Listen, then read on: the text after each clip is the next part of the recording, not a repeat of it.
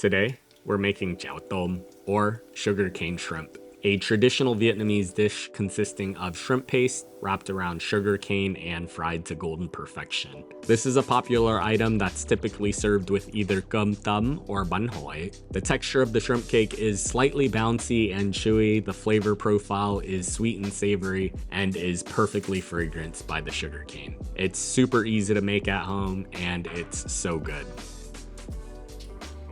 Alright y'all, remember to wash your hands.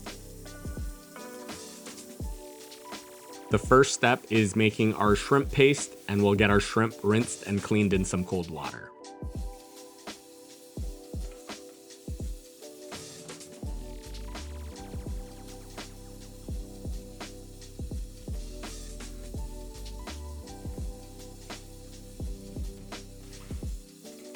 And then we're gonna de-poop them, and the easiest way to do that is just using a toothpick or skewer and stabbing it between the 4th and 5th abdominal segment and just lifting that doo-doo out of there. It's super easy and honestly so satisfying. Once our shrimp have been de-pooped, we'll get these peeled and then we'll put them to the side. And if you like this recipe and you want to learn how to make more of your favorite Vietnamese and Asian dishes, make sure you subscribe and turn on your notifications to stay up to date on all my latest posts.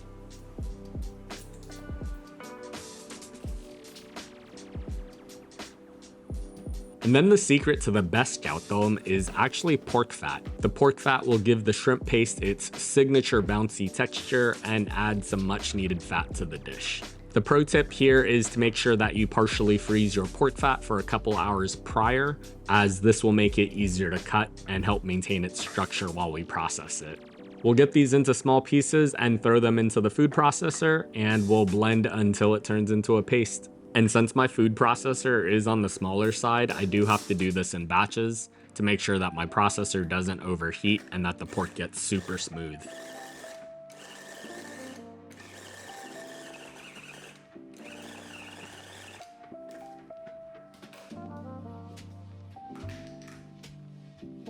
Once the pork fat is fully processed, we'll add in our shrimp. Then we'll cut some green onions, separating the whites from the greens. And then we'll add just the white part to our food processor.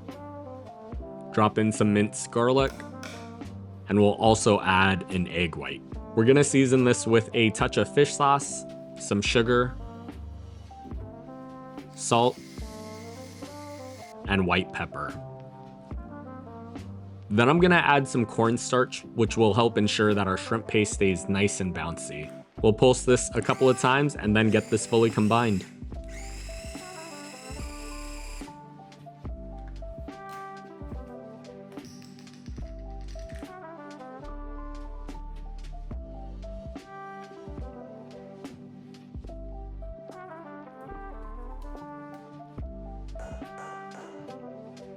Go ahead and let this vibe out in the fridge for half an hour to settle.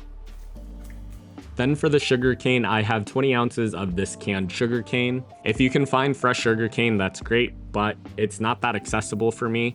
And if you can't even find this canned one, you can also use stalks of lemongrass instead.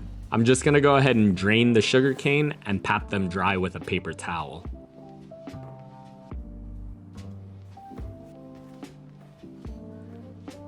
Since the sugarcane is pretty thick, I'm actually going to quarter them and make them a little bit more manageable.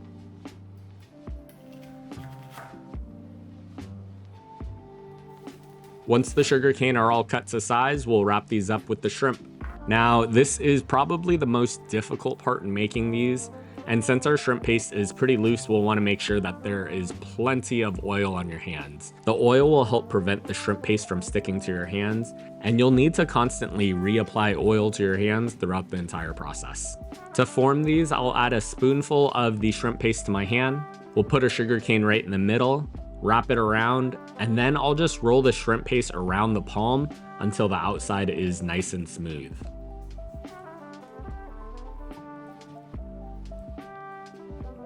When they're all done, they should look something like this.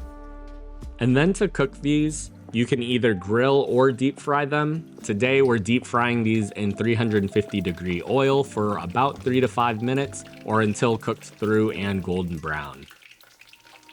Once these are done, we'll get these onto a cooling rack or a dish with a paper towel to cool off. And you'll want to serve these immediately because the longer that the Chao Tom sits, the more it'll shrivel down, losing its plump look and feel.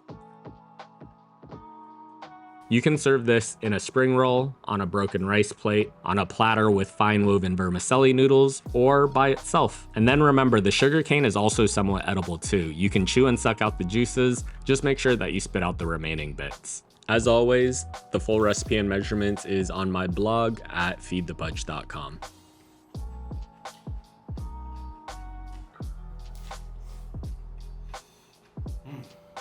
The nostalgia with Chao Tom is real. Now, I hated going to church as a kid, and as an adult, I've actually chosen to no longer practice my faith. But one of the things that I looked forward to most growing up was that on Sundays after church, my family would go out to eat at some nearby Vietnamese restaurants. One of those restaurants is Hung Binh in Little Saigon, and they're actually still around now and remains one of my favorite Vietnamese spots in Seattle. They specialize in different banh hoi platters, and the one I always got was banh hoi tap cam, which came with a little bit of everything, including grilled meatballs, pork, shrimp, and of course the Chao Tom. The Chao Tom was my favorite part of the dish, and I always saved it for last. Making little salad wraps with the banh hoi, pickled veggies, and dipping it into some of their nuoc cham was pure bliss. But more than the food, it was getting to share some time with my family doing something we all loved. When we immigrated to the States with little to nothing, my parents and siblings worked around the clock. So the only quality time we had together was usually on Sundays after church. As an adult, my siblings and I still make time to visit my parents most Sundays and spend some time with each other, gathered around my mom's cooking. My love of food and cooking stems directly from my mom, and it's something that I'll continue to share with my friends, family, and of course everyone who watches these videos.